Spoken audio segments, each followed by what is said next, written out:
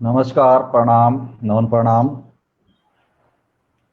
जामहाणी साहित्य अकादमी के Facebook page पर आप सभी का हार्दिक स्वागत है, अभिनंदन है। जामहाणी साहित्य संवाद श्रृंखला के ये 23वां पुष्प लेकर के आज हम सब आपके मध्य उपस्थित हैं। और आज हमारा सौभाग्य है कि इस 23वीं कड़ी में वक्ता के रूप में हमारे साथ हैं दिल्ली से जाने माने लेखक एवं चिंतक डॉक्टर ब्रजेंद्र कुमार सिंघल जी। डॉक्टर ब्रजेंद्र कुमार सिंघल किसी परिचय के मोहताज नहीं हैं। आप पैसे से चार्टर्ड अकाउंटेंट होते हुए भी साहित्य के क्षेत्र में अपनी पूरी गति और रुचि रखते हैं। अब तक आप लगभग 76 पुस्तकों का लेखन या संपादन कर चुके हैं और संत साहित्य पर और विशेषकर राजस्थान के संत साहित्य पर आपकी विशेष पकड़ है, आपकी विशेष रुचि है, आपकी विशेष गति है। संत साहित्य का अध्ययन हो, पाठालोचन की बात हो, संपादन कला की बात हो, आप जाने माने हस्ताक्षर हैं इन सभी क्षेत्रों के। और 76 पुस्तकों का लेखन और संपादन अपने आप में ये बताता है कि आपने कितनी कड़ी साधना साहित्य के क्षेत्र में की है। दादू साहित्य के साथ साथ आपने जामहाणी साहित्य का भी गहन अध्ययन किया है। आपने जामहाणी संत कवि परमानंद जी बनिहाल की वाणी का बहुत ही सुंदर संपादन और टीका की है। और आज आप गुरु जम्बेश्वर जी की साधना पद्धति जैसे गूढ़ गंभीर विषय पर वक्तव्य देने के लिए हमारे साथ हैं। ये हमारे लिए परम सौभाग्य की बात है। और आज की इस व्याख्यान माला में अध्यक्ष से टिप्पणी करने के लिए, अपना आशीर्वाद देने के लिए हमारे साथ उपस्थित है जामहाणी साहित्य अकादमी के अध्यक्ष परम पूज्य स्वामी कृष्णानंद जी आचार्य। और साहित्य को लेकर के सिंघल साहब और पूज्य गुरुजी में बहुत वार्ता, चर्चा और शास्त्रार्थ भी होता है। आज दोनों को एक साथ मंच पर देख करके हमें बहुत खुशी हो रही है। तो मैं अधिक विलंब न करते हुए आप दोनों विद्वानों का और हमारे तकनीकी समन्वयक डॉक्टर लालचंद जी का स्वागत करते हुए मैं सिंघल जी को इस आभासीय मंच पर आमंत्रित करता हूं कि आप आए और आज के विषय की प्रस्तुति करें। आदरणीय डॉक्टर ब्रजेंद्र कुमार सिंघल जी। आदरणीय अध्यक्ष महोदय, स्वामी जी श्री कृष्णानंद जी महाराज, आदरणीय डॉक्टर सुरेंद्र कुमार खीचड़, डॉक्टर लालचंद जी और सुनने वाले जो भी इस श्रृंखला में जुड़े हुए हैं, सभी का मैं हार्दिक स्वागत करता हूं, वंदन करता हूं। और अपनी बात प्रारंभ करने के पहले मैं थोड़ी सी बात इतना ज़रूर कहूँगा कि कृष्णानंद जी महाराज से शुरू में मेरा परिचय कांठ की सेमिनार में हुआ था। पहली बार मैं वहीं गया था और कांठ नहीं, हरदा की सेमिनार में हुआ था। और उस वक़्त में भी मैंने जो है जाम्बू जी महाराज की कुछ भक्ति पक्ष पर ही बातें रखी थी और उसी विषय को मेरे को आगे बढ़ाते हुए इस विषय को मैं कहूँगा, अपनी बात को रखूँगा। और चूँकि मैं 4-5 सेमिनारों में भी बराबर भागीदारी करता रहा और मेरे को लगा कि मेरे को भी कुछ जामहाणी साहित्य पर अपना योगदान करना चाहिए। और उसी दृष्टि से सबसे पहले मैंने परमानंद जी बनियाल पर अपना काम प्रारंभ किया। यद्यपि मेरे को दिक्कतें बहुत आई, लेकिन जाम्बू जी महाराज की कृपा से, संतों की सहयोग से, विशेषकर सुरेंद्र जी के सहयोग से, कृष्णानंद जी महाराज के सहयोग से, कृष्णलाल जी बिश्नोई बीकानेर वालों के सहयोग से पांडुलिपि भी मिली, उस पर मैंने काम भी किया और भगवत कृपा से वो किताब अच्छी जगह से पब्लिश भी हुई और लोगों ने उसका, जामहाणी साहित्य के रुचिशील लोगों ने उसका अच्छा स्वागत भी किया। और मेरे को लगता है उसके शायद 150-200 प्रतियां जामहाणी साहित्य से रुचि रखने वाले व्यक्तियों ने उसको खरीदी भी है। तो इससे मेरे को लगता है कि जो जाम्बू जी महाराज के अनुयायी हैं या जो उनके प्रति श्रद्धा रखते हैं, उनके साहित्य के प्रति रुचि रखते हैं, उनमें पढ़ने और लिखने की और सुनने की और सुनाने की बहुत अच्छी प्रवृत्ति है। और इस तरह की प्रवृत्ति मैं और जगह कम ही देख पाता हूँ। लेकिन जामवाणियों में इस तरह की प्रवृत्ति देख करके मुझे बहुत आनंद आता है और प्रसन्नता भी होती है, और एक सोचने के लिए विवश भी होता हूँ कि काश इसी तरह की सभी लोगों में, सभी तरह के समाजों में प्रवृत्ति हो तो साहित्य के प्रति बहुत कुछ जागृति हो सकती है। मेरे को लगता है इसमें सुरेंद्र जी का सहयोग बहुत बड़ा है। वो बिल्कुल रुचिशील होकर के और सक्रिय भाग लेकर के और स्वामी कृष्णानंद जी महाराज का सहयोग लेकर के इस काम को आगे बढ़ाने में जामवाणी साहित्य अकेडमी में लगे हुए हैं, और ये काम काफ़ी कुछ आगे बढ़ रहा है। हो सकता है इसमें और लोग भी होंगे, मेरी जानकारी में नहीं है, इसलिए मैं उनका नाम नहीं ले पा रहा हूँ, लेकिन मेरे को जो प्राइम फेसिया सामने सामने जो कुछ दिखता है उससे मैंने अपनी बातें कही हैं। मेरी बात को कोई अदरवाइज नहीं ले, और मैं अपनी बात को प्रारंभ करूंगा। मैं एक बार सभी को एक बार पुनः नमस्कार, अभिवादन, सबका स्वागत करता हूँ। मैं अपनी बात को प्रारंभ करता हूँ। हम लोग सभी जानते हैं कि जाम्बू जी महाराज विक्रम की 16वीं शताब्दी में हुए, और संप्रदाय वाले या पंथ वाले या जो अपने आप को जाम्बू जी के अनुयायी कहते हैं, वो उनको 4 रूप में स्मरण करते हैं। कुछ लोग उनको गुरु जी का संबोधन देते हैं, कुछ जाम्बू जी महाराज का संबोधन देते हैं, कुछ जाम्बू जी भगवान का संबोधन देते हैं, कुछ उनको विष्णु का अवतार मानते हैं, कुछ लोग उनको विष्णु का स्वरूप ही मानते हैं। इस तरह उनकी जो है कई तरह की स्थितियां हमको सामने व्यवहार में दिखती हैं। अब हमको ये भी देखना है कि उनके शब्द वाणी में इस तरह की कुछ बातें हमको मिलती है या नहीं मिलती है। गुरु के रूप में उनकी क्या स्थिति है, विष्णु के रूप में उनकी क्या स्थिति है, और उपदेशक के रूप में क्या स्थिति है, विष्णु के अवतार के रूप में क्या स्थिति है, विष्णु स्वयं के रूप में क्या स्थिति है, या वो एक कारक पुरुष थे, अवतार थे, या पूर्ण अवतार थे, या कला अवतार थे, या कारक पुरुष थे। इस बारे में क्या चर्चाएं हैं। और मैं इस विषय को विशेष रूप से महाराज कृष्णानंद जी के सामने भी इसलिए उठा रहा हूँ कि वो एक कुशल लेखक और चिंतक भी हैं, वाणियों का अध्ययन भी किया है, वाणियों का उन्होंने संपादन भी किया है, और वो प्रतिदिन शब्द वाणी पर अपनी बातें भी कहते हैं। इसलिए इस विषय पर और आगे चिंतन बढ़ेगा, और सभी लोग सुनने वाले भी इसके ऊपर में चिंतन करेंगे, आगे इस विषय को बढ़ाएंगे। इसलिए मैंने इस विषय को यहाँ पर उठाया है। मैं जहाँ तक शब्द वाणी को समझ सका हूँ उसमें गुरु शब्द का भी प्रयोग उन्होंने अपने आप के लिए किया है, विष्णु का अपने आप के लिए भी प्रयोग किया है। उन्होंने अपने आप को ऐसे परब्रह्म परमात्मा के रूप में भी स्मरण किया है जो वो कहते हैं कि मैं पहले भी था, आज भी हूँ। मैं उसका स्मरण नहीं करता जिसको कोई सृजन करता है, जिसको कोई बनाता है, या जिसको कोई जो आकर के धरती पर पैदा होता है। मैं ऐसा हूँ जिसको किसी ने सृजन नहीं किया। इसको यदि हम वेदांत की भाषा में कहें तो हम वेदांत की भाषा में कह सकते हैं कि जो परमात्मा किसी का बनाया हुआ नहीं है लेकिन जो सबका कारण है, जो किसी का कार्य नहीं होकर के सबका कारण है, परम महत है। परम का मतलब होता है जिससे ऊपर और कोई नहीं है, जिसके परे कोई नहीं है। ऐसा परमात्मा जो है वो परब्रह्म परमात्मा है। और जाम्बोजी ने अपने आप को कई शब्दों में अपने कहा है कि मे मोरे छाया न माया लोही न मासू, आदि अनादि तो हम रची लो। मतलब आदि और अनादि में मैंने रचना तो की है, लेकिन हमें ने रची लो, हमें सृजीलो सो कवल। मेरे को किसने सृजन किया, ऐसा कौन है, अर्थात कोई नहीं है। इसका मतलब ये हुआ कि मैं जो है सृजन से हीन हूँ। मैंने दुनिया का सृजन तो किया लेकिन मेरा सृजन करने वाला कोई नहीं है। मैं सबका कारण हूँ, मेरा कारण कोई नहीं है। तो इस तरह वो अपने आप को परब्रह्म परमात्मा के रूप में भी बोलते हैं। बार बार वो कहते हैं कि विष्णु विष्णु तो भंडरे प्राणी, तू विष्णु का स्मरण कर। इसका मतलब वो एक तरह से अपने आप को विष्णु से अलग भी कहते हैं। या वो ये भी कहते हैं कि मैं विष्णु का स्वरूप स्वयं हूँ, मेरे विष्णु के रूप को तुम स्मरण करो तो मेरे को स्मरण करोगे तो मेरे को ही प्राप्त होगे। इसकी व्याख्या हम इस तरह भी कर सकते हैं।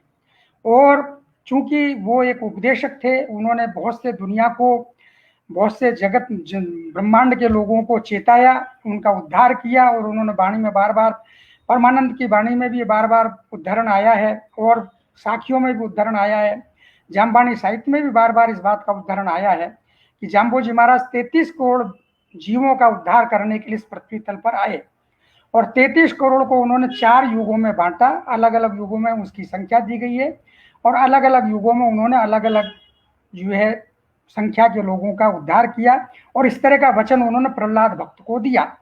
तो यदि 33 करोड़ जीवों का उद्धार उनके उपदेश से, उनके आदेश से, उनके शब्दों से या उनके कथन से, उनकी वाणी से होता है, इसका मतलब वो एक उपदेशक के रूप में और एक गुरु के रूप में भी हमारे सामने आते हैं और उनका गुरु का रूप भी सुनिश्चित रूप से हमारे सामने आता है। इसीलिए जामभानी लोग बार बार उनको गुरुजी के संबोधन से भी संबोधित करते हैं और उन्होंने अपने आप को विष्णु का स्वरूप तो माना ही है, विष्णु का स्वरूप उन्होंने कहा भी है। अब प्रश्न ये होता है कि वो विष्णु के स्वरूप हैं, फिर उन्होंने अपने आप को 10 अवतारों की बात कह करके 9 अवतारों की उन्होंने वंदना करके 10वें अवतार के स्वरूप में अपने आप को कहा है और उन्होंने संभवतः अपने आप को कल्कि के अवतार के रूप में बताया है। जो भागवत आदि पुराणों में उल्लेख आता है कि भगवान के 24 अवतार होंगे, उसमें से 30 अवतार अलग अलग भिन्न भिन्न युगों में हो चुके हैं, उसमें से एक अवतार कलयुग के अंत में होगा जिसका नाम कल्कि होगा। तो उन्होंने अपने आप को उस 10वें अवतार या 24वें अवतार के रूप में, उन्होंने 24वां अवतार तो नहीं कहा अपने आप को, उन्होंने 10वां अवतार कहा, क्योंकि पुराणों में 10 अवतारों को प्रधान अवतार माना, 10 प्रधान अवतार माने गए हैं, उसमें से उन्होंने अपने आप को 10वां अवतार भी कहा है। तो इस दृष्टि से हम उनको अवतार के स्वरूप में भी मानना हमको चाहिए और जामभानी लोगों की ये मान्यता भी है कि वो 10वें अवतार थे और उन्होंने जो है सतयुग में एक निश्चित संख्या में लोगों का उद्धार किया, त्रेता में किया, द्वापर में किया और कलयुग में भी उद्धार कर रहे हैं। और कलयुग में वो देह धर करके आए और उन्होंने लोगों को चेताया। 85 वर्ष तक वो जो है पृथ्वी पर रहे, उन्होंने अपने उपदेश दिए, उन उपदेशों को लोगों ने सुना और लाखों लोगों का उद्धार हुआ, लाखों लोगों का उद्धार हो रहा है और होता रहेगा, आगे भी होगा। ये कोई मान्यता जामभानी साहित्य में या जामभानी लोगों में ही ऐसा हो, ऐसा नहीं है।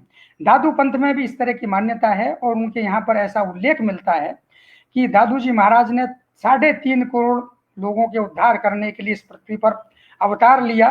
वो 4 अवतार, 4 युगों की बात तो नहीं करते, वो केवल कलयुग की बात करते हैं। और सनक, जो 4 भाई थे, सनक, सनंदन, सनातन और संत कुमार, उनमें से वो सनक के अवतार माने जाते हैं और सनक के अवतार मान करके वो ये कहते हैं कि उन्होंने 3.5 करोड़ जनता का, जीवधारियों का उद्धार करने के लिए इस पृथ्वी पर अवतार लिया। इसी प्रकार विष्णुइयों की ये मान्यता मेरे को लगता है काफी कुछ उसी पैटर्न पर है, उसी पद्धति पर है कि जाम्बोजी महाराज 33 करोड़ लोगों के उद्धार करने के लिए इस पृथ्वी पर आए। अब इसमें एक प्रश्न और है जिसके ऊपर मैं स्वामी कृष्णानंद जी का ध्यान आकर्षित करना चाहूंगा कि हम ऐसी स्थिति में जाम्बोजी महाराज को क्या हम कारक पुरुष माने या क्या हम उनको पूर्णावतार माने या विष्णु का स्वरूप माने। उसका कारण ये, उसका प्रश्न करने का कारण ये है कि न तो कोई पुराणों में उस तरह की कोई चर्चा है, न भविष्य पुराण में कोई चर्चा है, न कोई अन्य संप्रदायों में कहीं चर्चा है कि जाम्बोजी भी कोई एक 10वें अवतार होंगे। ये केवल विष्णुइयों के सब साहित्य में, विष्णुइयों के जो उनके परवर्ती हुए जाम्बोजी महाराज के, उन्होंने बार बार इस बात को कहा है कि वो 33 करोड़ के उद्धार करने के लिए इस पृथ्वी पर आए। लेकिन अन्य संप्रदायों में या पुराणों में या कहीं किसी भी जगह पर आर्ष ग्रंथों में इसका उल्लेख मेरे को नहीं मिला। यदि मिला हो तो मैं जरूर कृष्णानंद जी महाराज से आग्रह करूंगा कि वो जब अध्यक्षीय संबोधन देंगे तब इस बारे में थोड़ा सा स्पष्टीकरण करें, ताकि मेरा जो भी शंका है, शंका का समाधान हो जाए। अब प्रश्न ये है कि हम जो साधना पक्ष पर बात करने जा रहे हैं, वो साधना किसकी की जाए। इसीलिए मैंने वो जाम्बोजी के स्वरूप पर चर्चा की कि आखिर साधना किसकी की जाए और साधना क्यों की जाए। मतलब 2 प्रश्न हमारे सामने आते हैं कि साधना किसकी की जाए, साधना क्यों की जाए, और साधना करने का लक्ष्य क्या है, हमको मिलने वाला क्या है, प्रयोजन क्या है। इसीलिए हमारे भारतीय साहित्य में जब पुराने समय में, आजकल तो वो परंपरा टूट गई है, लोग बाग संस्कृत साहित्य पढ़ते नहीं और उनको इस तरह का कोई, शायद चूंकि पश्चिमी सभ्यता भी उस चीज को मानती नहीं, इसलिए पहले हमारे पुराने साहित्य में इस तरह का है, कहा गया है कि किसी भी ग्रंथ को प्रारंभ करने के पहले उसमें अनुबंध चतुष्टय की चर्चा की जाती है। अधिकारी, संबंध, विषय, प्रयोजन, मेलचक। माना अधिकारी, संबंध, विषय और प्रयोजन किसी भी ग्रंथ को प्रारंभ करने के पूर्व इन 4 बातों का उस ग्रंथ के बारे में जानना बहुत जरूरी है। उस ग्रंथ का विषय क्या है, उस ग्रंथ का जो अधिकारी कौन है, उस अधिकारी का ग्रंथ का क्या संबंध है और उसका प्रयोजन क्या है, उस ग्रंथ को बनाने का प्रयोजन क्या है, अथवा इस ग्रंथ को सुनने का प्रयोजन क्या है, आखिर हमको उससे मिलने वाला क्या है, हम उससे प्राप्त क्या करेंगे, तो उसका विषय क्या है, ये सबसे महत्वपूर्ण बात है। उससे हमको मिलने वाला क्या है, वो मिलने वाला क्या है और उसका विषय क्या है। विषय तो हो गया उसके ऊपर में पर ब्रह्म परमात्मा जाम्बोजी। अब जाम्बोजी की वाणी में जाम्बोजी ही है, वो विष्णु के स्वरूप हैं, इसलिए वो उनका प्रतिपाद्य विषय एक तरह से जाम्बोजी हो गए या विष्णु हो गए, या विष्णु का स्वरूप जो भी है, उनका जो उपदेश है, उनको जानने की जो तकनीक है, वो एक उनका विषय हो गया। अधिकारी कौन है, जो जिज्ञासु है। जब हम वेदांत को पढ़ते हैं तो वेदांत कहता है कि जो साधन चतुष्टय संपन्न हो। अब इस तरह की चर्चा मेरे को नहीं लगता कि कहीं पर भी जामवाणी जो है वाणियों में कहीं हो, लेकिन उन सारे विषयों को स्खलित रूप में, अलग अलग बिखरे हुए रूप में, वो सारे के सारी चीजें हमको मिल जाती हैं। जैसे जो है उसमें श्रम दम षट संपत्ति होनी चाहिए, जिज्ञासु होना चाहिए, वो उसमें जो है यम नियम उसमें जो है होने चाहिए, मुमुक्षुता होनी चाहिए। ये 4 जो बातें हैं वो अधिकारी में होनी चाहिए। उस अधिकारी का उस ग्रंथ से क्या संबंध है, प्राप्य प्रापक का संबंध है। ग्रंथ देने वाला है और अधिकारी लेने वाला है, उस ग्रंथ से सीखने वाला है। इसी तरह हम जब जाम्बोजी की वाणी को पढ़ते हैं तो हमको पढ़ने से उससे क्या मिलता है, हमको मिलता है कि जो ये विष्णु का स्वरूप क्या है, विष्णु को प्राप्त करने का रास्ता क्या है, हमको विष्णु को प्राप्त क्यों करना चाहिए, आखिर लक्ष्य क्या है। पढ़ लेना और समझ लेना और उसके ऊपर में व्याख्या कर देना, ये लक्ष्य नहीं है, ये तो वाचक ज्ञान है, माने केवल जबान का ज्ञान है, हमने उसको कह दिया, उसको अनुभव में नहीं लाए हम। इसलिए जो है भागवत में जो है गुरु का जब लक्षण बताया गया तो वहां पर कहा गया, तस्मात् गुरुम प्रपद्येते जिज्ञासु श्रेय उत्तमम शाब्दे परे च निष्णातम ब्रह्मण्युप समाश्रयम। गुरु कैसा होना चाहिए, उपदेशक कैसा होना चाहिए, या ग्रंथ कैसा होना चाहिए, उसकी 2 विशेषताएं होनी चाहिए। शाब्दे परे च निष्णातम, वो शब्द में निष्णात होना चाहिए और पराविद्या में निष्णात होना चाहिए। और शाब्दे और परे का मतलब क्या हुआ, शाब्दे का मतलब हुआ जो शब्द ज्ञान में परफेक्ट हो, निष्णात हो, माने ग्रंथों में ग्रंथों का जो ज्ञान है, ग्रंथों का जो निचोड़ है, जो सार है, उसमें उसको निष्णात होना चाहिए, प्रवीण होना चाहिए। क्यों होना चाहिए, यदि शिष्य ने कोई शंका करी, जिज्ञासु ने कोई शंका करी कि ये विषय ऐसे कैसे है, ये क्यों है ऐसा, तो उसका वो निवारण कर सके, शास्त्र की दृष्टि से निवारण कर सके। क्योंकि बहुत से जिज्ञासु तो उत्तम कोटि के होते हैं, उनको गुरु ने जैसा कहा शिष्य ने वैसा मान लिया। मध्यम कोटि के ऐसे होते हैं जो मान भी लेता है लेकिन फिर भी तर्क करता है। और निम्न कोटि का जिज्ञासु या शिष्य ऐसा होता है जो तर्क ही करता रहता है और उसको मानने की क्षमता उसकी लास्ट में जाकर के आती है, अंत में आती है, और वो लास्ट में जाकर के मानता है हाँ गुरुजी ने जो कहा वो बात सही है, लेकिन वो तर्क बहुत करता है, तर्क वितर्क बहुत करता है। इसलिए महाभारत में कहा गया है, तर्को प्रतिष्ठा श्रुतियों विभिन्ना नैको ऋष्यश्च मत प्रमाणम धर्मश्च तत्व निहितम गुहायाम महाजनो ये न गतः स पंथा। पंथ कौन सा है, जिससे महाजन गए हुए हैं। श्रुति भी बहुत है, स्मृतियां भी बहुत है, इतिहास भी बहुत है, पुराण भी बहुत है, और तर्कों का जाल भी बहुत है। हमें ऐसी स्थिति में क्या करना चाहिए, हमें करना चाहिए महाजनो ये गतः स पंथा, हमको वही मार्ग मानना चाहिए, उसी मार्ग का अवलंबन करना चाहिए जिस मार्ग से महाजन गए हैं। अब महाजन कौन है, हम जिसके अनुगत हैं, जिसके हम अनुयायी हैं, जिसकी हम बात को सत से मानते, सिरसा मानते हैं, माने सिर झुका करके मान लेते हैं, सब तर्कों को दूर कर देते हैं। तो गुरु कैसा हुआ, गुरु कौन हुआ, शाब्दे परे च निष्णातम, जो शब्द में निष्णात है, जो ग्रंथों के सार को जानता है, उसको ये पता है कि मुझे मेरे जिज्ञासु को या मेरे शिष्य को ये बात कहूंगा तो उससे उसका समाधान हो जाएगा, वो शास्त्रों के ज्ञान से परिपूर्ण है। और परे च निष्णातम, और पराविद्या में निष्णात है। पराविद्या क्या है, उसने परब्रह्म परमात्मा का साक्षात अनुभव कर लिया है, जिसको अपरोक्षानुभूति हो गई है, जिसको ब्रह्म का अनुभव हो गया है। जैसे एक उदाहरण के लिए समझिएगा कि सामने जो है सिंह खड़ा हुआ है, आदमी को पता है सिंह है, दूर से आदमी बता रहा है अपने किसी सामने खड़े वाले व्यक्ति को ये सिंह है, लेकिन सामने आते उसको डर जाता है, क्योंकि उसको पता है कि इसमें ये तो खा जाएगा हमको, खा करके हमारा जीवन नष्ट कर देगा। लेकिन जो ब्रह्म ज्ञानी है, जिसने उसमें जो ये तत्वमसी या अहमात्मा ब्रह्म या जीवो ब्रह्म ना परे का जो अनुभूति कर ली है, वो कहता है सिंह में भी वही परमात्मा है, जो परमात्मा मेरे में है। ये शरीर नाशवान है, शरीर का नाश होगा तब भी कोई फर्क नहीं पड़ता है। आत्मा अजर अमर है, आत्मा अजर अमर है, वो अविनाशी है, वो विनाश नहीं होता, तीनों कालों में सदा एक रस रहता है।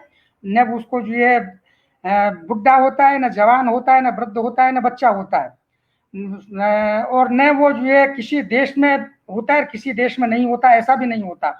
वो देश काल और वस्तु के परिच्छेद से अलग होता है, उसमें देश भी प्रभावित नहीं करता उसको, वस्तु भी प्रभावित नहीं करती और काल भी प्रभावित नहीं करता। ऐसा जो एक रस ब्रह्म रहता है, वही ब्रह्म मैं हूँ, वही ब्रह्म इस सिंह में है। तो वो सिंह से डरता नहीं और वो आंख में आंख मिलाता है, उसमें ब्रह्म का दर्शन करता है। ये अप्रोक्षानुभूति है। उस सिंह में भी ब्रह्म की अनुभूति करना और उसको अनुभव करना और उसको मानना और वैसा ही आचरण करना। मान लेना बात नहीं है, मानना और जानना, अनुभव करना, ये तीनों बातें अलग अलग है। जैसे एक उदाहरण मैं देता हूं आपको कि पानी पानी में मिल गया और पानी पानी हो गया, बातें तो दोनों सामान्य रूप से एक जैसी लगती है। पानी पानी में मिल गया और पानी पानी हो गया, लेकिन दोनों में वेदांत की दृष्टि से या दर्शन की दृष्टि से बहुत फर्क है। पानी पानी में मिल गया, इसका मतलब ये था पानी पहले अलग चीज थी और वो दूसरे पानी में मिलकर के एकाकार हो गया। इसका मतलब हुआ पहले द्वैत था, फिर बाद में अद्वैत हो गया, तो वो द्वैताद्वैत हो गया। पानी पानी हो गया, पहले भी पानी था, अभी भी पानी है, पानी पानी हो गया। उदाहरण के लिए जैसे हम तालाब में गए, एक मटका लेकर के गए, मटके में हमने पानी भरा और उसको लेकर के खड़े हो गए, तो वो घटाकाश हो गया, माने मतलब उसमें जो जल घट में हो गया और तालाब में भी पानी है। लेकिन जैसे हमने घड़े को तोड़ा, वो घट का जो उसका आकार था वो टूट गया और पानी पानी हो गया, वो पानी में मिल गया, एक हो गया। वो लयात्मक नहीं होकर के वो स्वरूप स्वस्वरूपस्थ होना है। तो जो स्वस्वरूपस्थ होना है वो अद्वैत है। और जाम्बोजी की वाणी को जहां तक मैं पढ़ सका हूँ, शब्द वाणी को जितना समझ सका हूँ, और हीरालाल माहेश्वरी ने भी इस बात को लिखा है कि जाम्बोजी का जो सिद्धांत है वो अद्वैत वेदांत के नजदीक ज्यादा है, वो द्वैताद्वैत में नहीं है, वो जो और दूसरे द्वैत में या विशिष्टाद्वैत में या और दर्शनों से नजदीक नहीं जाता, वो अद्वैत के नजदीक जाता है। तो अद्वैत के नजदीक जाने के लिए पानी पानी हो गया, जल जल हो गया, उसकी जो उपाधियां तो वो मिट गई और उपाधि होकर के वो एक हो गया। इस तरह के ज्ञान का अनुभव करना वो शाब्दे परेच निष्णातम, ऐसा गुरु होता है। ये गुरु की व्याख्या हुई। तो हम जो जाम्बोजी महाराज को गुरु के रूप में मानते हैं, वो ऐसे ही गुरु थे। उन्होंने लाखों लोगों को, करोड़ों लोगों को जो है परमार्थ के पथ पर लगाया, परमार्थ के पथ पर वो आज भी उनकी शब्द वाणी लगा रही है। उनके ही स्वरूप, उन्हीं के स्वरूप भूत और उन्हीं की ही वाणियों के और शब्द वाणियों का उपदेश आदेश करने वाले उनके अनुयायी जो संत लोग हैं, महात्मा लोग हैं, वो उनके शब्दों का व्याख्यान कर रहे हैं, आज भी लोगों को रास्ते पर लगा रहे हैं, उनको समझा रहे हैं कि भाई जाम्बोजी महाराज ने ये उपदेश दिया, हमको इस उपदेश के अनुसार अपने जीवन को चलाना चाहिए। ये जो उनका उपदेश है, ये उनका जो कहने का तरीका है, ये उसके उन जाम्बोजी महाराज के जो वचन है कि मैं 33 करोड़ जीवों का उद्धार करने के लिए इस पृथ्वी पर आया, 4 युगों में अलग अलग समय पर आया, वो उनकी करने के लिए ही वो इस तरह की जो संत लोग उनके उपदेशों को दे रहे हैं। हम लोग जो आज बातें कर रहे हैं, हम तो वाचक ज्ञानी है, केवल हम जो शब्दों को, वाणियों को पढ़ते हैं, अपनी बातों को कहते हैं। हमने उतना अनुभव नहीं किया है जो जाम्बोजी महाराज ने उस पर ब्रह्म परमात्मा का अनुभव किया, क्योंकि वो शाब्दे और परे दोनों से निष्णात थे और वो शब्द स्वरूप ही थे।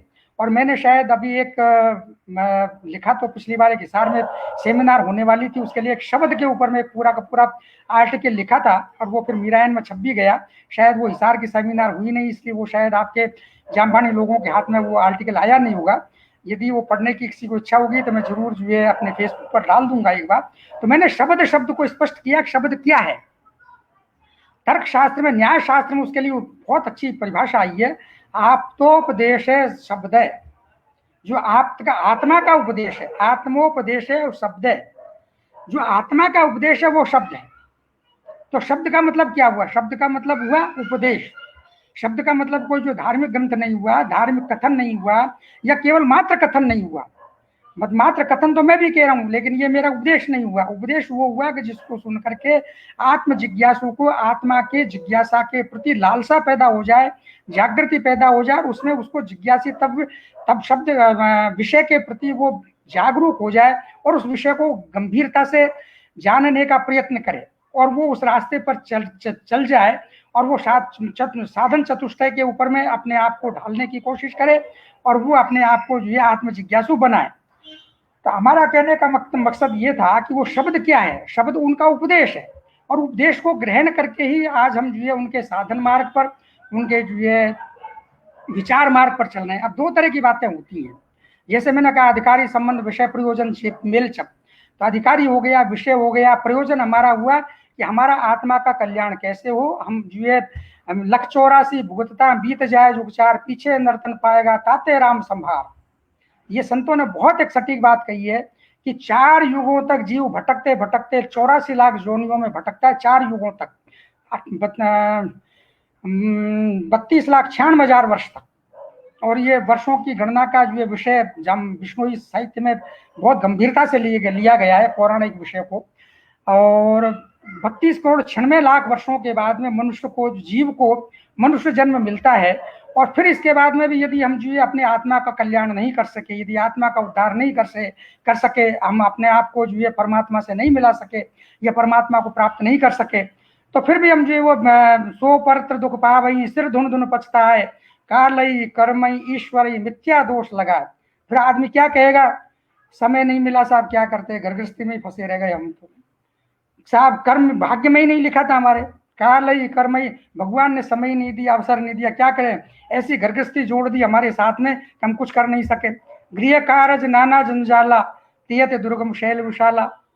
तो सवाल ये है कि आखिर ये मनुष्य जन्म का प्रयोजन क्या है, उद्देश्य क्या है। संत लोग हमको यही बताते हैं, और शब्द वाणी में हमको बार बार चेताया गया है, चेतावनी दी गई है, संतों की वाणियों में भी चेतावनी दी गई है।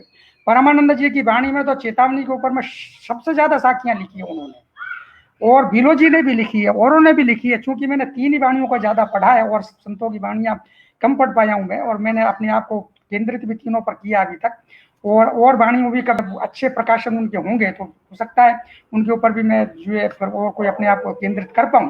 खैर, तो सवाल ये है कि हमारा प्रयोजन क्या है। हमारा प्रयोजन है आत्मा का कल्याण करना, जीव का कल्याण करना, हमारी आत्मा का कल्याण करना, जिसका उद्देश्य जाम्बोजी महाराज ने कहा कि मैं 33 करोड़ का उद्धार करने के लिए इस पृथ्वी पर आया। तो अधिकारी संबंध विषय प्रयोजन मेल सब, ये 4 विषय जो है, 4 चीज ऐसी होती है किसी भी ग्रंथ को पढ़ने का, किसी भी ग्रंथ को लिखने का उद्देश्य जो होता है या जो लक्ष्य होता है वो ये होता है उसमें क्या विषय लिखा जाएगा, उसका अधिकारी कौन है, वो कौन अधिकारी है जो उसको पढ़ेगा या उसको समझेगा या जानेगा, और उसका प्रयोजन क्या है, और उसका ग्रंथ का और उस अधिकारी का आपस में क्या संबंध है। इन 4 विषयों को लेकर के ग्रंथ का निर्माण होता है। तो हम शब्द वाणी को जब पढ़ें तो हम इन 4 विषयों के ऊपर में चर्चाएं अवश्य करें।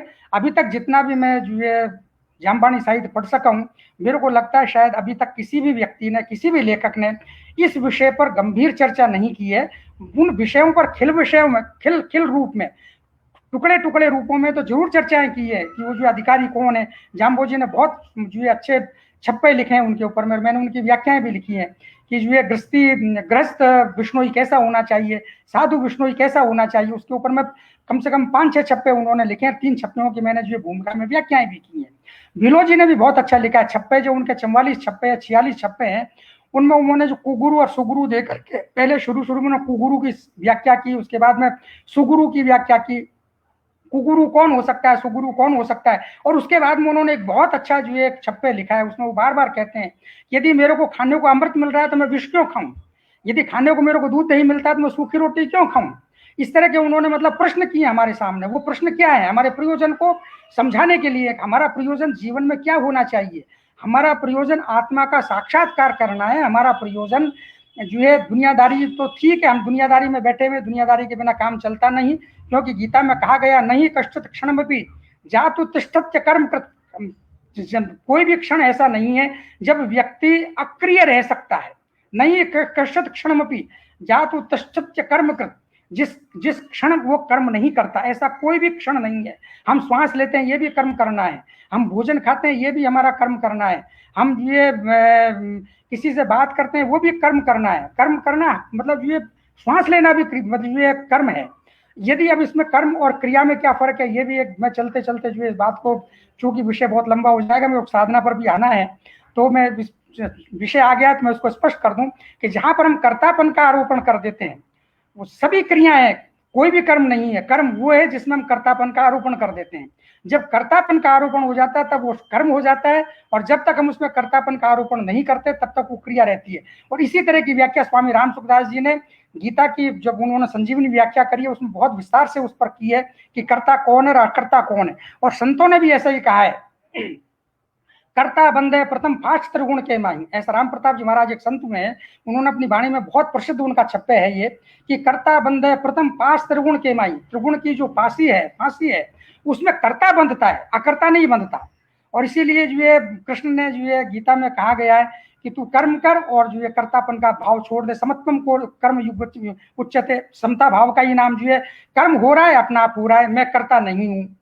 करता है मिति मन्नते, मैं करता मान लेता हूँ, वही बंधन का कारक है। और यदि जब वो कहता है मैं करता नहीं हूँ, तो वो बंधन का कारक नहीं है। ये विषय बहुत लंबा हो जाएगा, मैं उड़िया बाबा का एक उदाहरण और आपको सुना देता हूँ।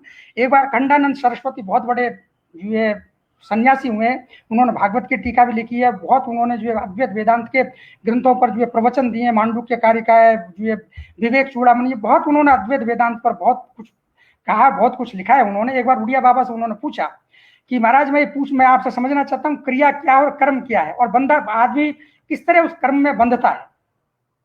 तो उन्होंने बहुत अच्छा मतलब एक प्रश्न और भी किया कि जैसे कोई व्यक्ति मैथुन करता है, ये विषय धर्म के विषय में आना नहीं चाहिए, लेकिन चूंकि विषय कर्म से संबंधित है और हम जो है निष्कर्म कर्म और सकाम कर्म की चर्चा कर रहे हैं, इसलिए वो विषय आ गया। तो वो कहता है कि मैं मैथुन करता हूँ, और मैथुन जो है वो निष्कर्म है या वो निष्कर्म, वो जो है बंधन कारक है, बंधन कारक नहीं है, क्योंकि वो तो शरीर का स्वाभाविक धर्म है। शरीर जो है करेगा ही करेगा। यदि जो है आप जो है आदमी और औरत होगा तो वो क्रिया हो गई होगी, तो उसमें फिर बंधन कारक क्यों होना चाहिए। तो उड़िया बाबा ने बहुत अच्छा उसका उदाहरण, मतलब बहुत अच्छा उत्तर दिया उन्होंने। वो कहते हैं कि यदि कोई व्यक्ति ये कहता है कि मैंने ये काम किया, उसमें मेरे को बहुत मजा आया, ये काम मैंने किया और इसमें मेरे को बहुत मजा आया, तो ये बंधन कारक हो गया। और वो कहता है शरीर है, शरीर का धर्म है, शरीर अपने आप कर रहा है इस काम को, मेरा कोई लेना देना इसमें नहीं है, मैं कर्ता भाव से काम कर रहा हूँ, तो वो बंधन कारक नहीं है। तो जो मैं कह रहा हूँ इस बात को वो यही है कि कर्ता बंधे प्रथम पांच त्रिगुण के माई। कोई भी क्षण ऐसा नहीं है जब आदमी कर्म नहीं करता।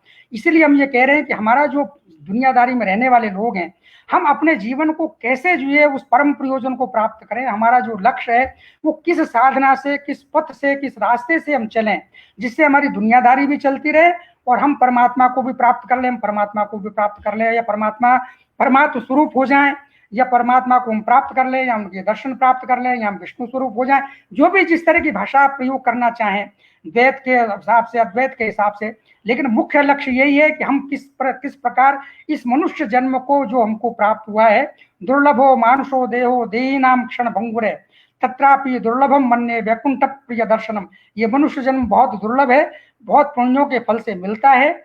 और जो ये भगवान के जो भक्त हैं, जिनको परमात्मा की प्राप्ति हो गई है, ऐसे भगवत संगी संगस्य, उनके ऐसे भगवत प्राप्त महापुरुषों का संग प्राप्त करना बहुत मुश्किल है। तो ये विष्णुइयों का बहुत बड़ा अहोभाग्य है, विष्णु और जो है बहुत बड़ा सौभाग्य है कि उनको जो है जाम्बोजी जैसे जो है गुरु जी मिले। उन्होंने अपने शब्द वाणी के माध्यम से अपनी बातें कही, और जितनी श्रद्धा, जितनी भक्ति विष्णुइयों में मैंने जाम्बोजी महाराज के शब्दों के प्रति देखी है, वो हर काम में उनको शब्दों का पाठ करते हैं, हवन करते हैं, बहुत बड़ी श्रद्धा है। और मैं ये निवेदन भी करना चाहूंगा कि विष्णुइयों को निश्चित रूप से उनके शब्दों के अनुसार अपने जीवन को भी ढालना चाहिए।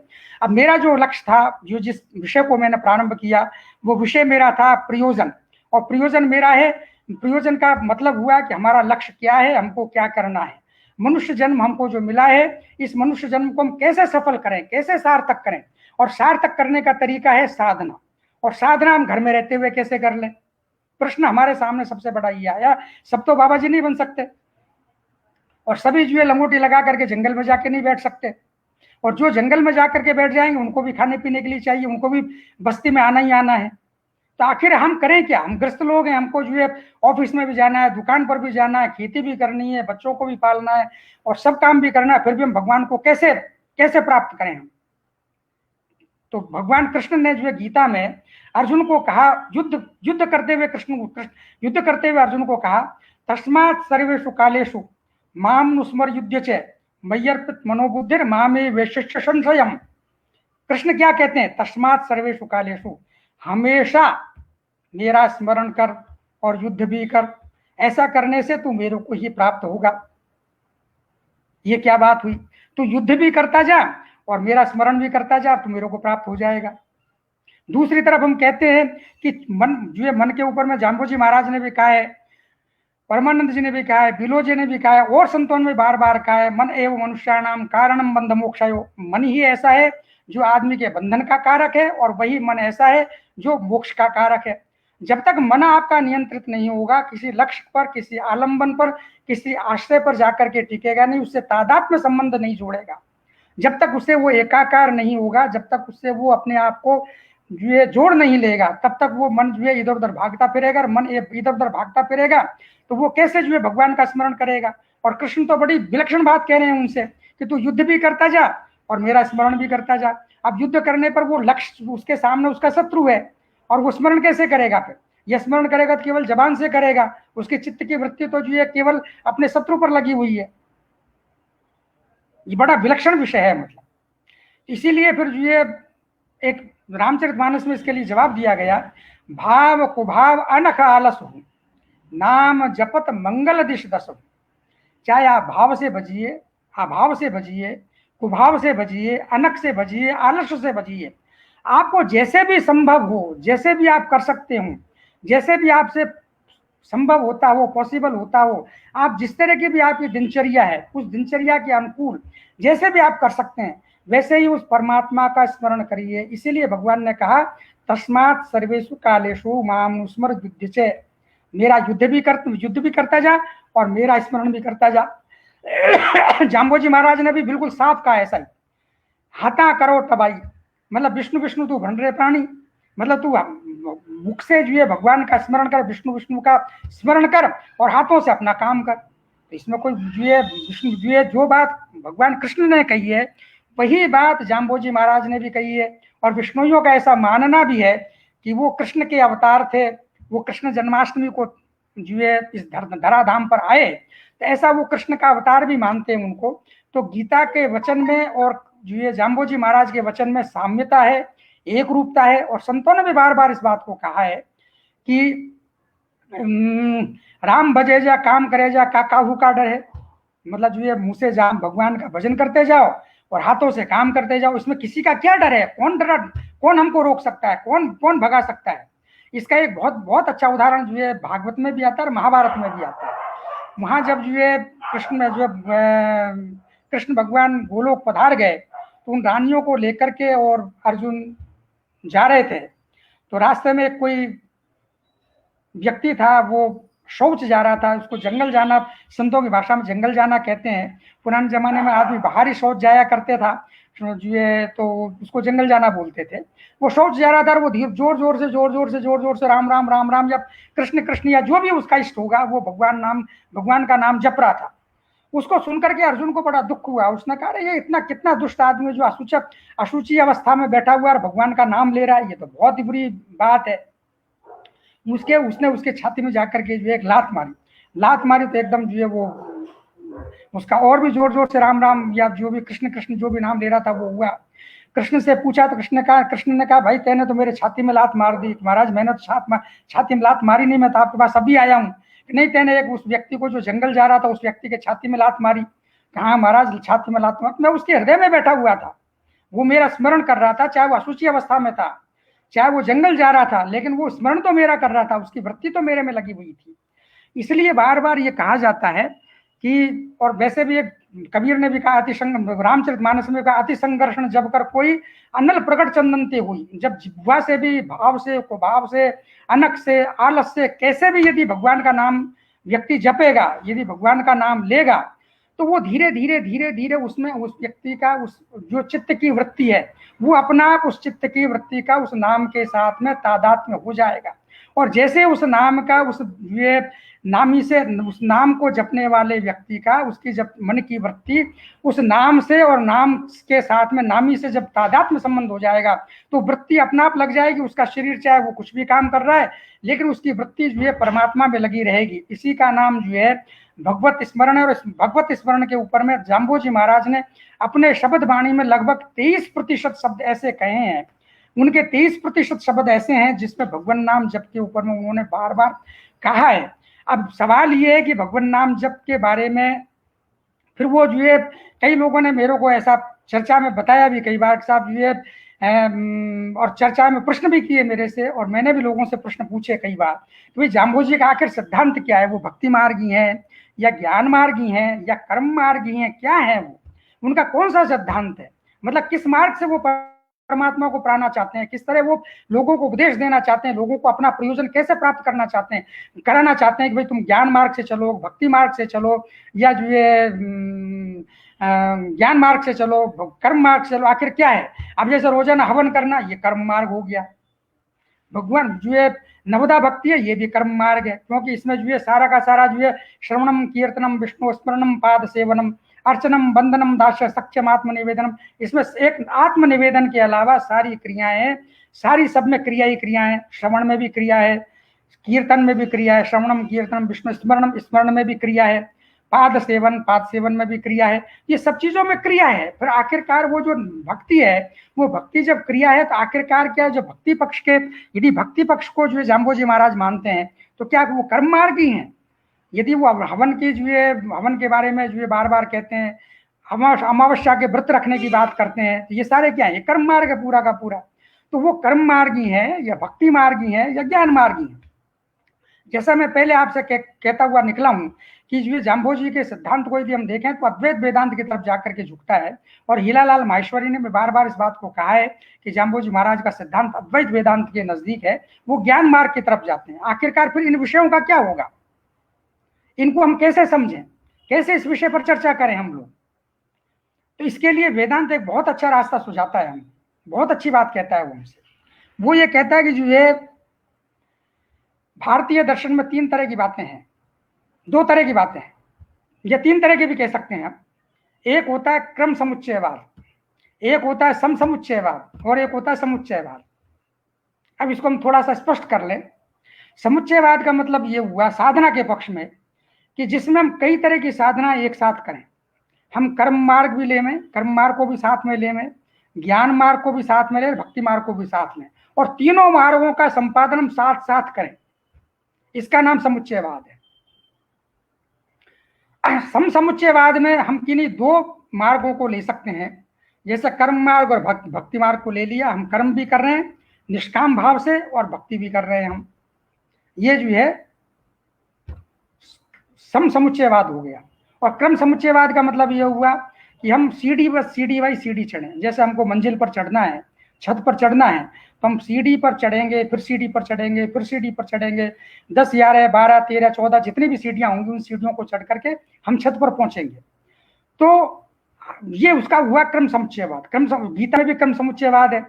6 अध्यायों में उन्होंने जो है कर्म की बात कही है, 6 अध्यायों में आगे में भक्ति मार्ग की बात कही है, और आखिरकार उन्होंने आखिर के जो 6 अध्याय हैं उसमें उन्होंने मतलब 13वें अध्याय को उन्होंने जो क्षेत्रज्ञ ज्ञान, क्षेत्र और क्षेत्रज्ञ का ज्ञान जो प्रारंभ किया उन्होंने, वो क्षेत्र और क्षेत्रज्ञ शरीर और जो शरीर में विद्यमान आत्मा, इन दोनों का जो ज्ञान प्रारंभ किया वो ज्ञान मार्ग चला गया।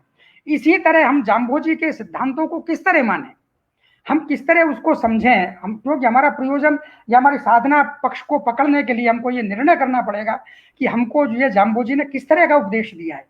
हमको क्या ज्ञान का उपदेश दिया है या भक्ति का उपदेश दिया है या हमको कर्म का उपदेश दिया है।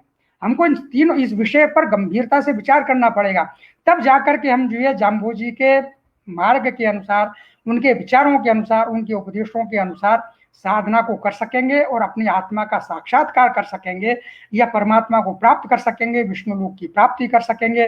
फिर उसमें प्रश्न ये भी आता है कि आखिर वो हमारा प्रयोजन का आखिर चरम स्थिति क्या है, क्या हमारी जीवन मुक्ति में विश्वास है या हमारी विदेह मुक्ति में विश्वास है। ये जीवन मुक्ति का मतलब हुआ जीवन में रहते हुए भी हम अपने आप को मुक्त महसूस करें, अनुभव करें। और विधेय मुक्ति का मतलब हुआ शरीर के पात होने के बाद में, शरीर के समाप्त होने के बाद में हम विष्णु लोक में गमन करें। तो ये विषय भी हमारे प्रयोजन से और साधना पक्ष से जुड़ा हुआ है। तो साधना पक्ष का मतलब ये हुआ कि हमको जो विष्णु विष्णु तू भंडरे प्राणी, जो हमको भक्ति का अवलंबन लेना है। चूंकि जो संतों ने कहा है कि सुमरण सबके ऊपर संतन का ढो शोध, राम प्रताप सुमरण किया मन के लगे प्रमोद। संतों ने जो ये जाम्बोजी महाराज भी मेरे दृष्टि में तो वो संत महापुरुष ही थे और भगवान के स्वरूप भी थे। भगवान और जो संत ब्रह्मविद ब्रह्मयो भवति, ब्रह्म को जान करके ब्रह्म ही हो जाता है, ऐसा जो मुंडकोपनिषद का कथन है। और उसमें ही शब्द बहुत महत्वपूर्ण है, ब्रह्म ही हो जाता है। ब्रह्मैव एव शब्द जो है वो बहुत महत्वपूर्ण, ब्रह्म ही हो जाता है, वो अन्य कुछ नहीं होता, वो ब्रह्म ही है, उसमें दो राय नहीं है। तो मैं ब्रह्म जाम्बोजी को हम यदि संत महापुरुष कहें तब भी वही बात है, हम उनको ब्रह्म का स्वरूप कहें तब भी वही बात है, विष्णु का स्वरूप कहें तब भी वही बात है। तो मेरा कहने का मकसद ये है कि उस ये राम जो विष्णु विष्णु तू भंडरे प्राणी, जो संतन काटे शोध, राम प्रताप सुमरण किया मन के लगे प्रबोध। और मन अपने आप स्वतः ही उससे प्रबोधित हो जाता है, मन अपना आप जो परमात्मा की तरफ झुक जाता है, परमात्मा की तरफ लग जाता है। और मन की वृत्ति जो है वो अपने आप उस नाम के साथ तादात्म्य संबंध जोड़ करके नामी से मिला देती है। इस तरह का जो है एक सिद्धांत जो है संत रज्जब ने भी कहा है, नाम निनामे के धरे संतों शोध सुबाय, रज्जब माने राम जी सुमरियों करी सहा। ये बहुत अच्छी साखी है और इसमें चार जो है इसके भाग हैं और चारों भागों में चार विशेष विशेष बातें जो है भगवान नाम स्मरण के बारे में कही गई है कि नाम निनामे के धरे, उस परमात्मा का कोई नाम नहीं था, न विष्णु था, न ओम था, न हरिओम था, न राम था, न कृष्ण था, कुछ नाम नहीं था, वो अनाम था। जिस परमात्मा का रूप नहीं है, जो निराकार है, निरंजन है, उसका नाम कैसे हो सकता है? क्योंकि नाम रूप व्यभिचार, नाम और रूप दोनों जो नाशवान है, व्यभिचारी तत्व हैं।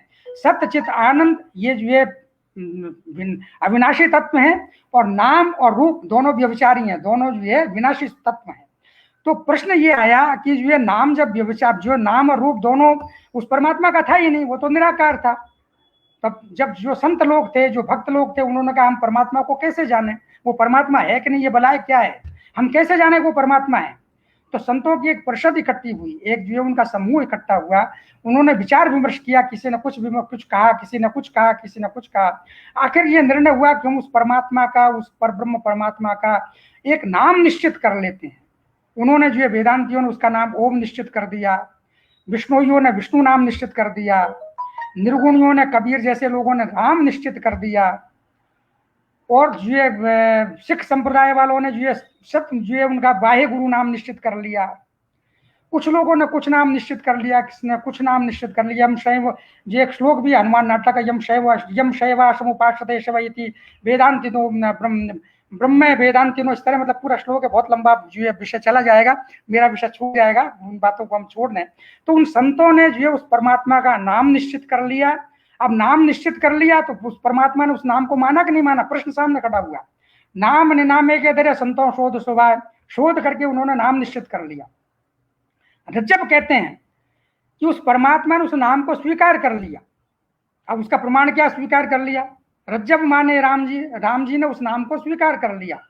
तो वो कहते हैं सुमरियों करी सहाय, जब भक्तों ने उस परमात्मा को उस नाम से स्मरण किया, उससे याद किया, तो उस परमात्मा ने उन भक्तों की सहायता की, उनके आकर के उनका जो है जो भी उनकी जो दुख थे, परेशानियां थी, कष्ट थे, जो भी उनका परेशानियां थी, उनके सारे कष्टों को उन्होंने हरण किया।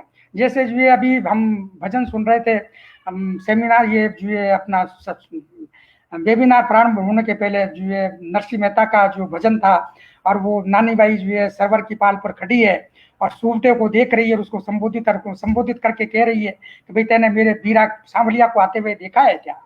और वो इस तरह का भजन बड़े सुंदर जो है बड़ी सुरीली आवाज में वो भजन को गा रहे थे।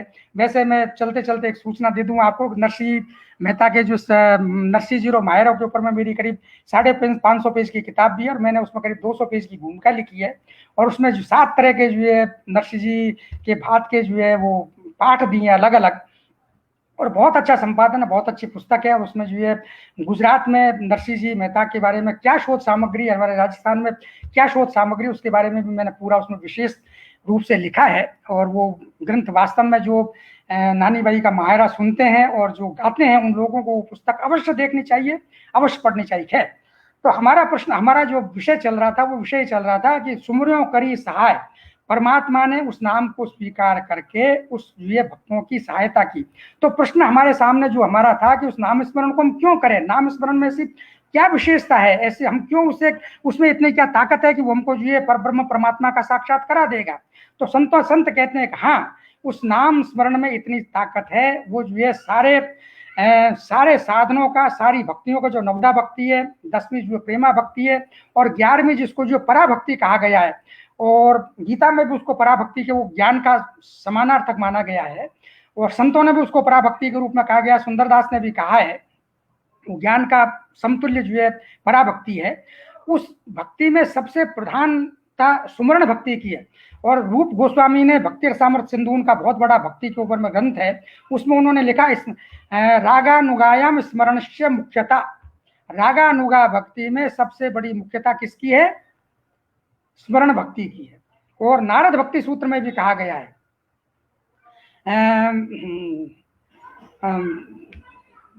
तत्व भजनात्, कुछ ऐसा सूत्र है, वो दिमाग से निकल रहा है, मेरा भी बात करते करते निकल गया, वो याद था मेरे को, कि माने उस भक्ति की हमको पराभक्ति की कैसे प्राप्ति होगी, भजनात्, भजन करने से हमको प्राप्ति होगी। तो ये भजन एक ऐसी चीज है, भगवान का नाम का स्मरण ऐसी चीज है जो हम चलते फिरते खाते पीते किसी भी परिस्थिति में कैसे भी कर सकते हैं हम इसको। इसमें कोई न विधि है, न कोई निषेध है, न इसमें कोई ये कोई हमको कोई जो लागत लगती है इसमें, न कोई समय लगता है, हम अपना काम भी कर रहे हैं, रास्ते में जा रहे हैं फिर भी भगवान नाम स्मरण कर रहे हैं हम।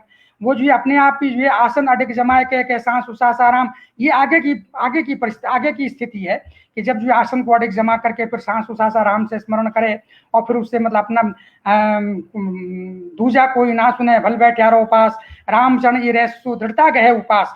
ये जो उपासना में दृढ़ता लाने के लिए वो आगे की बातें हैं, लेकिन प्रारंभिक स्थिति में हम अपने आप को परमात्मा से जोड़ने के लिए, भगवान से जोड़ने के लिए हमारा जो लक्ष्य होना चाहिए वो होना चाहिए भगवान नाम स्मरण का। और जाम्बोजी महाराज ने अपनी वाणी में लगभग 23% जो ये शब्दों में, उनके शब्दों की पंक्तियों में भगवान नाम स्मरण का बार बार चिंतन, बार बार जो वो किया है। और जो 29 नियम विष्णुइयों के हैं उसमें भी एक नियम विष्णु स्मरण का नियम है, उस 29 नियमों में भी एक नियम विष्णु के नाम के स्मरण का नियम है। तो मेरा दृष्टिकोण ये है कि हवन करना, जो ये अमावस्या का व्रत करना, रोजाना स्नान करना, अहिंसा व्रत का पालन करना, ये सारे हमारे आचरण पक्ष है, एक कोड ऑफ कंडक्ट है हमारा, जिसको हमारे देश ने जो है एक तो देश का संविधान होता है, एक जो है कोड ऑफ कंडक्ट, मतलब जो कोड वो होता है पेनल कोड या जो भी कोई होता है, वो तो दो तरह की बातें होती है, एक आचरण संहिता होती है और एक विचार संहिता होती है। तो हमारा जो आचरण संहिता है वो तो 29 नियमों में से 28 नियम आपके सारे के सारे आचार संहिता के हैं, और एक जो नियम उसमें है वो विष्णु के नाम का स्मरण करना, वो हमारी विचार संहिता का हिस्सा है। माने मतलब 29 नियमों में एक नियम ऐसा भी है जिस नियम का पालन करने से हम अपनी आत्मा का साक्षात्कार कर सकते हैं, आत्मा का स्वरूप का, अपने स्वरूप का हम अपरोक्षानुभूति कर सकते हैं, अनुभव कर सकते हैं, और उससे हम अपने आप को ये मुक्त कर सकते हैं संसार के बंधन से।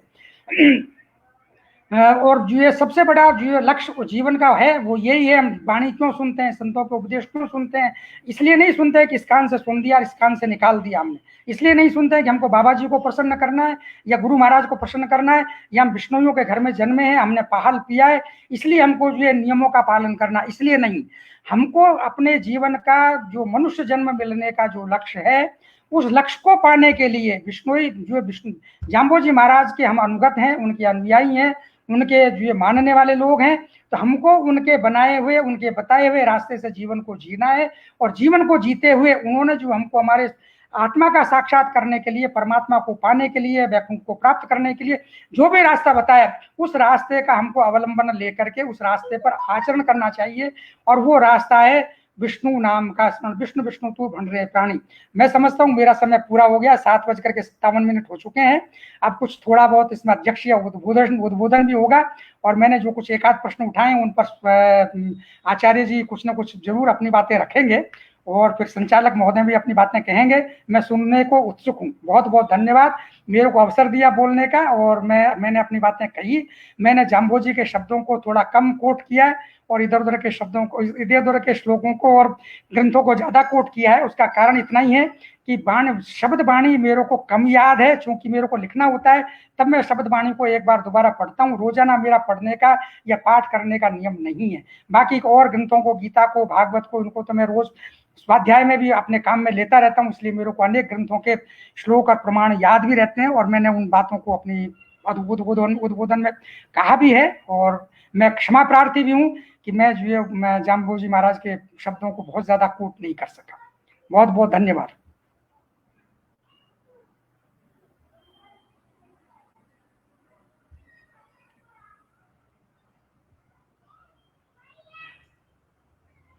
क्या मुझे अपनी बात अभी चालू रखनी है, या मतलब क्या हुआ?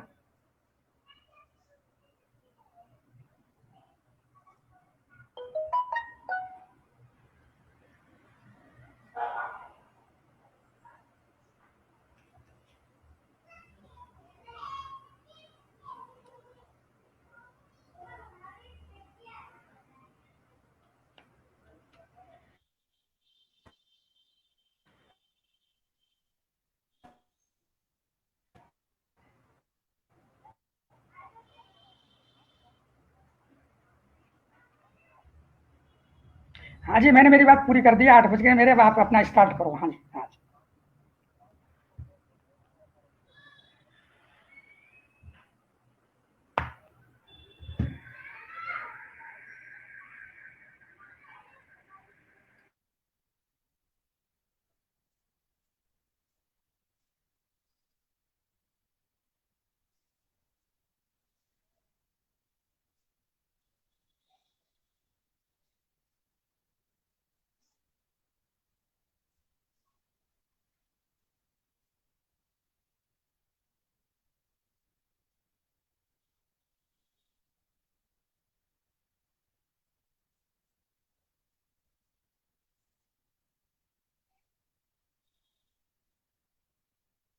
हेलो, कहाँ चले गए?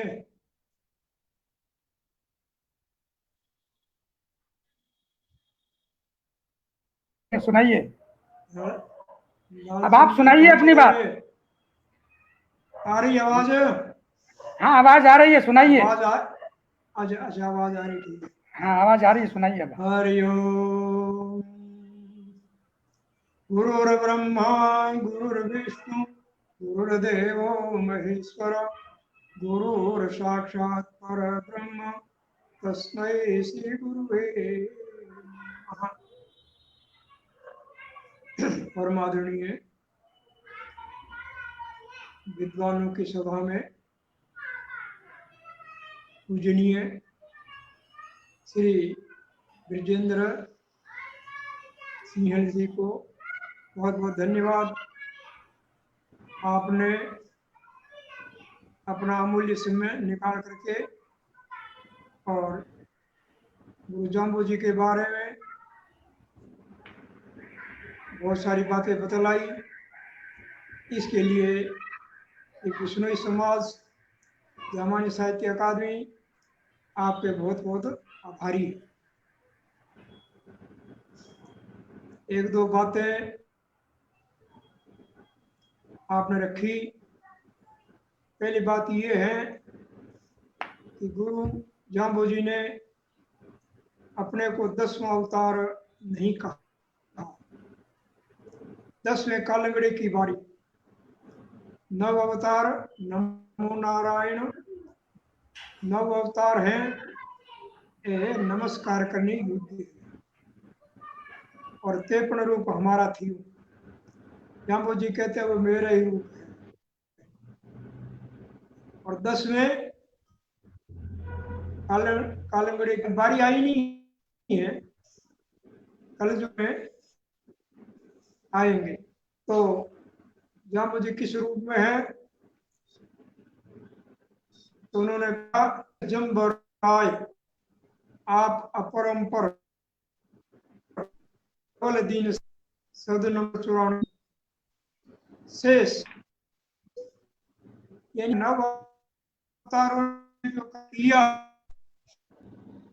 उनमें कुछ कार्य बच गया था वो नहीं कर पाए और 10 काल में पारित है। तो शेष कार्य को करने के लिए मैं आया हूं, ये बात उन्होंने कही है। तो खास तौर से आप है साधन चतुष्टय की चर्चा की। ये साधन चतुष्टय ये 29 नियमों में ही समाहित हो जाते हैं। जिस प्रकार से पतंजलि के अष्टांग योग हैं, उसी प्रकार से अष्टांग प्रारंभ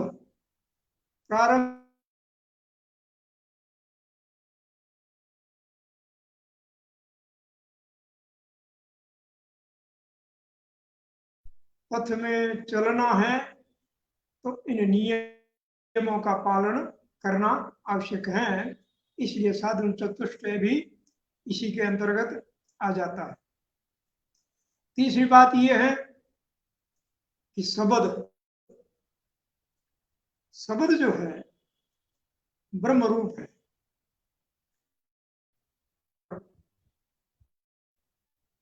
जितने भी 16वीं शताब्दी में संतों के रूप में आए हैं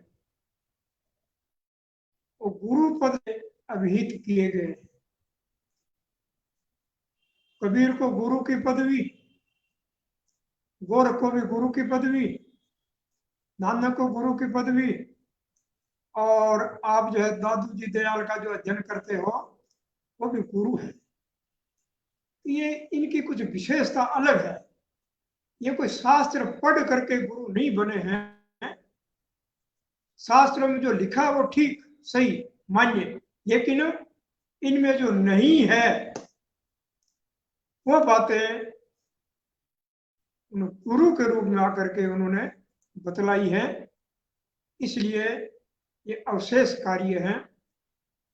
गुरुपद बहुत उच्च कोटि का है। स तो सर्वेशम कालेन अनेक्षेदात, गुरु तो सबका ही ईश्वर है। काल उन समय से परे है, बाहर है। काल उनका कुछ नहीं बिगाड़ सकता। इसलिए जाम्बू जी महाराज ने प्रथम शब्द गुरु से प्रारंभ किया और आगे लगभग 80 बार गुरु का प्रयोग किया है। तो गुरु की महानता है। तीसरी बात यह कि जाम्बू जी की साधना क्या थी, स्वयं की क्या थी और दूसरों के लिए क्या बताया उन्होंने, कुछ तो फर्क होता ही है। स्वयं तो जाम्बू जी कहते हैं कि मैं जुगा जुगा को जोगी आयो बैठो आसनधारी, मैं तो जुगा जुगा का जोगी हूं या आसन लगा करके बैठा हुआ हूं, और बाकी मारी एका ज्योति मनसा शास्त्री वाणी, पुरुष बोलो निज वाणी बाकी मारी एका ज्योति। वो पुरुष परमात्मा जिनकी वाणी वो शब्द रूप में आकाश में सर्वत्र विद्यमान है, और बाकी हमारी एका ज्योति, उनकी हमारी एक ही ज्योति है।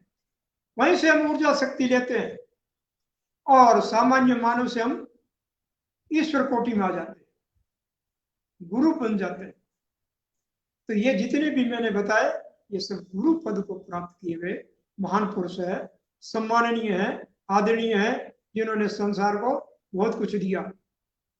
स्वयं आप तो जाम्बू जी ने कहा कि जपात एक निरालम सिंभु, हम तो उस एक निरालम सिंभु का जप करते हैं। लेकिन आप लोग सामान्य जन हो, आप वहां तक पहुंच नहीं है, इसलिए आपके लिए जो है विष्णु विष्णु तुम भरे प्राणी जो मन माने रे भाई, जप की बात है तो विष्णु विष्णु का जप करो, लेकिन कि जीभ बहलाने से काम नहीं चलेगा। जो मन माने रे भाई, यदि मन लगता है उस विष्णु में, आपका मन एकाग्र होता है, तो 24 घंटा विष्णु विष्णु करने की जरूरत भी नहीं है। एकाग्रता से जुड़ जाओ तो आपका जो है कार्य बन जाएगा। क्योंकि 24 घंटा तो जुड़ नहीं सकते, लेकिन इसलिए 2 काल बताए, संध्या काल, सुबह और शाम का जो संध्या बेड़ा है वो बताए गए। तो ये 2 भेद हैं। स्वयं के लिए तो कहा जपांत निरानंद सिंधु, और सामान्य जन के लिए कहा विष्णु विष्णु तुम वे प्राणी जो मन माने रे भाई। फिर जो है आपने कहा इसका क्या नाम रखा जाए, ब्रह्म का नाम क्या रखा जाए। बात तो सच्ची है, उसका कोई नाम रखा ही नहीं जाता। अगम अगोचर ऐसा, वो तो अगम है, अगोचर है, तो उसका क्या नाम रखा जाए। गगन मंडल में बालक बोले का नाम धरूंगा कैसा। वो तो एक नाद ध्वनि है, शब्द है, जिसको जाम्बोजी ने प्रथम शब्द में संकेत दे दिया, नादे वेदे, शब्दे नादे वेदे, शब्द और नाद और वह वेद, ये उनकी साधना थी। और ये जाम्बोजी ने कम से कम साधु जनों को, साधक जनों को, भक्तों को तो ये साधना बताई है। ओम शब्द गुरु और सुरती चेला, इस प्रकार से ये सार तत्व रूप हैं। और भी आचरण, जाम्बोजी ने कहा पहले क्रिया आप कमाइए तो औरा ने फरमाइए। पहले स्वयं क्रिया कमाए तब दूसरों से कहें, तो आपकी कही हुई बात जो है वो मान्य होगी, तो दिल और दिमाग में बैठ जाएगी। यदि स्वयं आचरण नहीं करते हैं और दूसरों को कहते हैं तो कहना व्यर्थ हो जाता है। कहनी सुहेली रहनी दुहेली। करनी तो सुहेली, कथन करना तो सरल, लेकिन रहनी है दुहेली, कठिन है। और नाद जो है वाणी जो रूप में है वो शब्द रूप में है। वही शब्द ये जो मैंने गुरु बताए हैं, गुरु गोरख से लेकर के जाम्बोजी तक आगे तक भी, इन्होंने वो नाद ध्वनि, गगन मंडल में शब्द प्रकाशा, गगन मंडल में शब्द का प्रकाश होता है और वहीं से उस शब्द को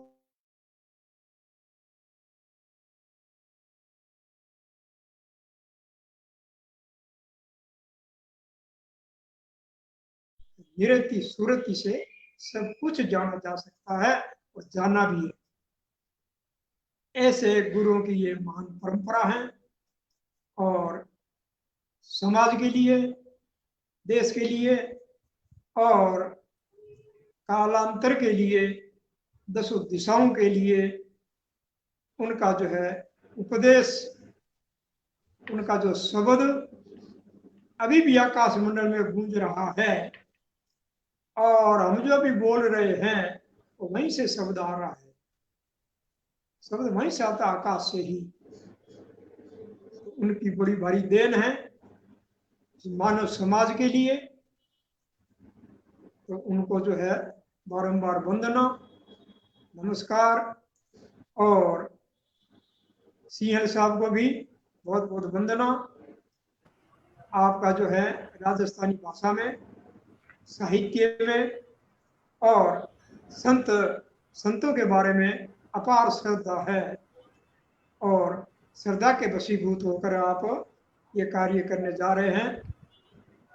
आप हमारे साहित्य संगोष्ठी में कई बार पधारे हैं और इस बार तो संगोष्ठी नहीं हो पाई, तो आप जो है अभी आकर के दर्शन दिए, अपनी बहुमूल्य वाणी से कृतार्थ किया। सबसे बड़ा काम जामवाणी साहित्य में आपने जो है परमानंद जी की जो साखियां है, लगभग 1000 के लगभग साखियां है और बड़ी विचित्र भी है और हर हर विषय पर है। उन पर आपने विस्तृत व्याख्या लिखी।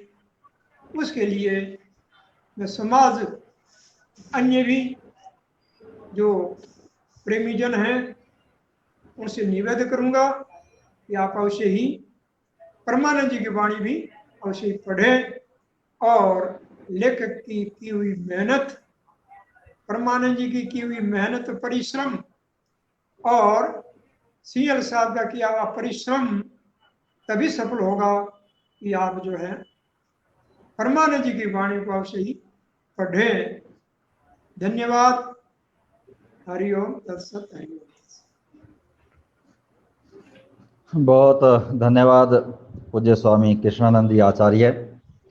आपकी इस अध्यक्ष टिप्पणी के बाद सिंघल साहब के गुड़ गंभीर वक्तव्य पर कुछ कहने को शेष नहीं रह जाता। मैं हमारे सभी श्रोताओं, दर्शकों की तरफ से, जामवाणी साहित्य अकादमी की तरफ से आप दोनों ही विद्वानों की अभ्यर्थना करता हूं, बार बार आपका अभिनंदन करता हूं, आपका धन्यवाद करता हूं और सिंघल साहब के प्रति विशेष रूप से, और सिंघल साहब से मैं अनुरोध भी करता हूं और आशा भी करता हूं कि भविष्य में भी इस प्रकार के वक्तव्य के लिए हम जब भी उन्हें याद करें तो वो अपना आशीर्वाद हमें अवश्य दें। और पूज्य स्वामी जी ने सिंघल साहब के साहित्य साधना के बारे में और आज के वक्तव्य दोनों के ही बारे में बहुत विस्तार से बता दिया है। तो मैं आप दोनों विद्वानों का एक बार पुनः हार्दिक धन्यवाद करता हूं और विशेष रूप से आभार प्रकट करता हूं हमारे श्रोताओं, दर्शकों का, जो आज काफ़ी लगातार पूरे व्याख्यान के अंदर काफ़ी अच्छी संख्या में हमारे साथ बने रहे हैं। और हम हर सप्ताह इस कार्यक्रम को इसीलिए कर पाते हैं क्योंकि हमारे श्रोताओं का, दर्शकों का बहुत साथ और संबल हमें मिल रहा है लगातार, और इसी तरह से आगे मिलता रहेगा। और इसके प्रत्युत्तर में मैं हमारे श्रोताओं, दर्शकों को भी आश्वस्त करना चाहूँगा कि जब तक आपका स्नेह इस प्रकार से बना रहेगा तब तक जामवाणी साहित्य अकादमी इसी प्रकार के कार्यक्रम और सुंदर व्याख्यान लेकर आपके बीच में उपस्थित होती रहेगी। तो मैं पुनः आप सभी का हार्दिक धन्यवाद करते हुए आज के इस व्याख्यान से हम विदाई लेना चाहेंगे और अगले सप्ताह किसी नए विषय और नए विद्वान के साथ फिर आपसे मुलाकात होगी। तब तक के लिए आप सभी को बहुत बहुत नमस्कार, नमन, प्रणाम।